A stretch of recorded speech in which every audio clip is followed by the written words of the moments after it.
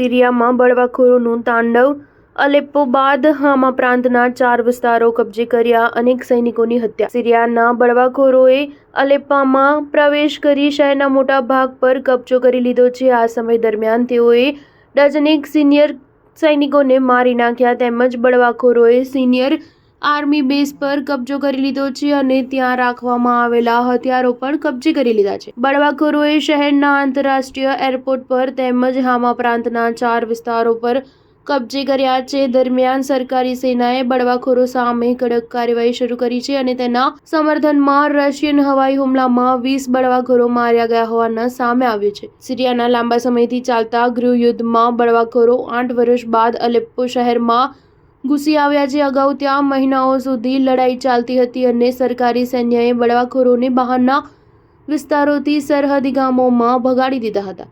ત્યારથી આખું શહેર સેનાના નિયંત્રણમાં હતું, પરંતુ 4 દિવસ પહેલા શરૂ થયેલી લડાઈએ અચાનક પરિસ્થિતિ બદલી નાખી. રશિયા અને ઈરાન અસદની સાથે જ્યારે બળવાખોરો જૂથોને તુર્કીનું સમર્થન છે. રવિવારે જોર્ડન અને ઈરાકે પણ સિરિયાને સમર્થન આપવાની જાહેરાત કરી હતી. ઈરાન એવું પણ કહી રહ્યું છે કે વિદ્રોહીઓને અમેરિકા અને ઇઝરાયલ તરફથી મદદ મળી રહી છે. સ્ટાર ન્યૂઝ 7 હંમેશા સચ્ચાઈની સાથે.